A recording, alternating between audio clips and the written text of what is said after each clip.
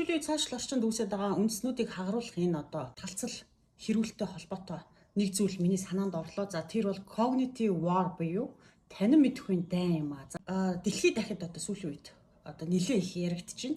Мэдээллийн дайн болон технологийн дайн гэж өмнө нь одоо ярьж ирсэн. За гэтэл мэдээллийн дайн, технологийн дайн гэдгээс бүр давсан хэмжээний энэ амар зүйл бол одоо cognitive war буюу танин мэдэхүйн дайн гэж хэлж байгаа юм л та.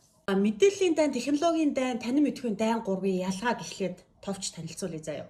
За энэ гурав дайн юм чинь юуг бай болгох юм бэ гэдэг нэг асуудал үүсэн шүү дээ. Мэдээллийн дайн бол одоо юу гэдэг цахим хуудас, телевиз, сошиал медиа гэсэн одоо мэдээлэл хүргэдэг энэ сувгуудыг гол байгаа болгодог. За харин технологийн дайн бол кибер орон зай, алгоритмууд, за тэгээ big data буюу одоо өгөгдлийн бааз болон цэргийн дэд бүтцийг өөрийнхөө байг болгодог.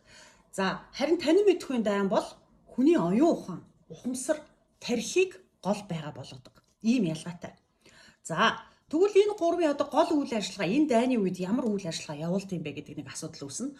За мэдээллийн дайны үед яадаг вэ гэхээр хуурамч мэдээ фейк ньюс тараах, за тэгээ кибер халдлагаар одоо дайсны мэдээллийн сувгийг хаах, эсвэл өөр сурталх хуулгыг одоо өөрсдийн талаарх сурталх хуулгыг бол тасралтгүй явуулах гэх мэт ийм одоо гол үйл ажиллагаа явуулдаг.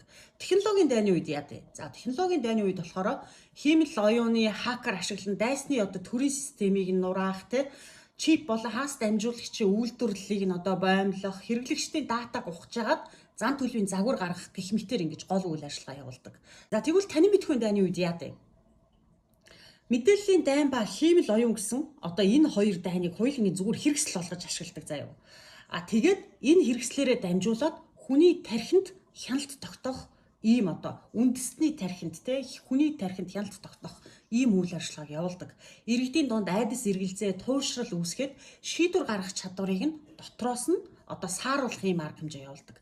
За энийг биштэй тодорхойлоход одоо энэ одоо танин мэдэхүйн дайн явагдаж байна гэж хэлэхэд хэцүү. Ерөөсө гол зорилго нь юу юм бэ гэхээр дайсныг өөрийнх нь хүсэл зоригоор одоо гэтээ довтлогч талд ашигтай шийдвэрийг сайн дураараа гаргахад хүргэх нь бол энэ одоо дайны гол зорилго байдаг. Нийгмийн дархлааг итгэлцлийг одоо устгах ийм зорилготой ийм дайныг бол танин мэдэхүйн дайн гэж нэрлэж байгаа. Ийм зорилготой дайныг. За цөмөрөд энгийнээр за дайсныг биштэй ачааны машин гэж төсөөлье заяа.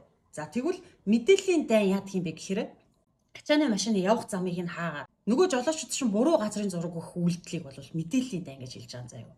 За нөгөө ачааны машины чинь технологийн дайн одоо яадаггүй гэхээр ачааны машины хөдөлгүүрийг нь одоо хакер даад тоормсыг нь алгоритмаар ажиллагаагүй бол